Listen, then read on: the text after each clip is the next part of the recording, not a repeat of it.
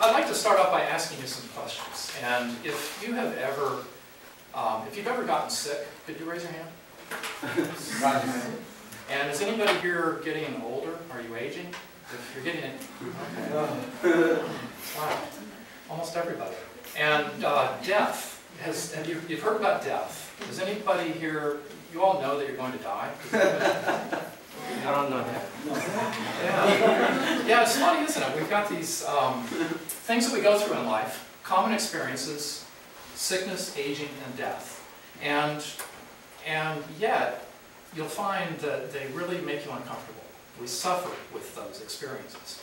In fact, I know people, like when they get sick, it's as if they're the only person in the world that's ever gotten sick. Or when you're ready to die, it's like, oh God, why me? So with these things that are so common to us, why do we experience suffering? We just kind of accept it. But there was one person long ago who didn't just accept that. His name was Siddhartha Gautama. About 2,500 years ago, he went out and he said, I've got to figure out why we hurt and why we suffer when we experience life, essentially all the things that are life.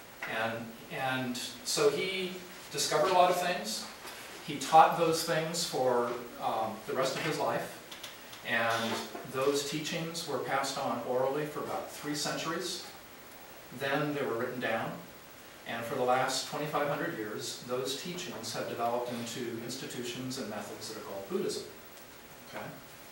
Now, we're going to look at Buddhism tonight. It's a huge topic, but we're just going to skim across the top by looking at Buddhism and looking at it in terms of the 3 jewels of Buddhism. And the 3 jewels of Buddhism, well, first of all, you're probably asking, jewels? Why jewels? Jewels are rocks. Well, we're looking at the 3 jewels of Buddhism because they're called jewels because Buddhists see them as beautiful, like jewels, precious, like jewels, and that they have many facets, like jewels do, right? So there's many angles to look at. We're just going to take a quick look at some of those angles. So what are the Buddha jewels, or the jewels of Buddhism? They are Buddha, Dharma, and Sangha. All right, so what do those mean? I mean, you can already see some of these concepts I'm throwing at you, the words, they're unusual. This is perhaps a difficult topic.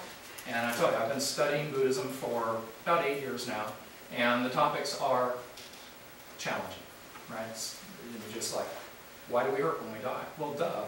Well, no. Why do we really hurt when we die? So that's part of the difficulty. Now tonight, let's think about it in more conventional terms.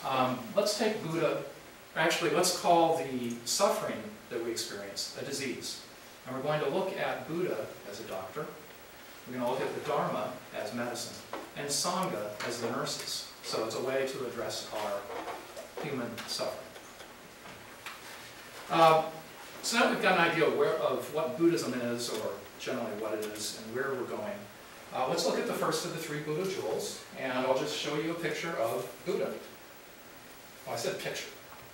It's not really a picture. They didn't have photographs or cameras 2,500 years ago. This is a representation of someone who was in fact a real human being. There are no gods in Buddhism. Okay? This is just, Buddha is there as a teacher, and we value the teachers, or the teachings, so they're made sort of beautiful that way.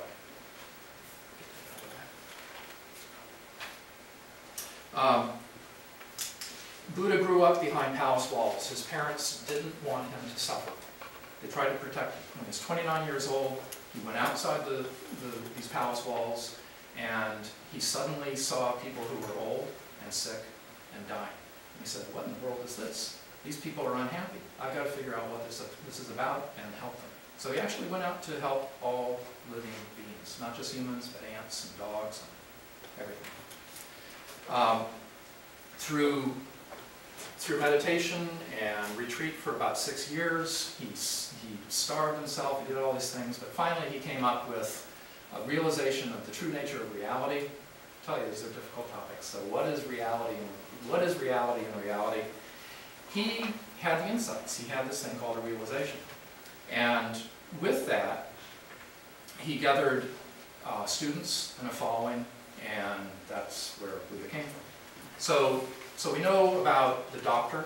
So what is then the medicine? What is the Dharma? That's what we're calling medicine. According to their name is Landlaw and Bowden, they wrote Buddhism for Dummies.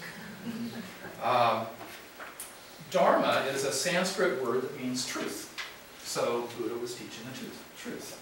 I've heard Dharma translated as protection. So now we can think of truth as protection.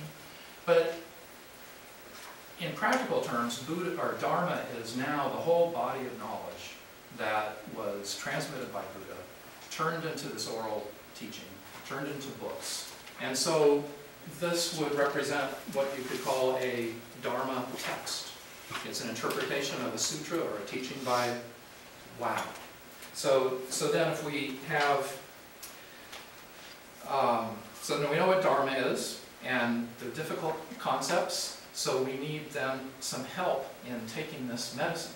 And that's what the Sangha is about. So Sangha is like our nurses, and we know Sangha, you've seen pictures of Tibetan Buddhists practicing like this, studying in the monasteries. But there are teachers, and there's a way for us in this community, people like me, also to get assistance in a Sangha with meditation classes that are happening on a weekly or a daily basis. So you've learned about Buddhism as the teacher and the doctor, Buddha as the teacher and the doctor, Dharma as the medicine. Sangha is really the community that supports it. And I'd like to thank you for listening, because you've enlarged my Sangha and helped generate merit and advance good karma. Thank you.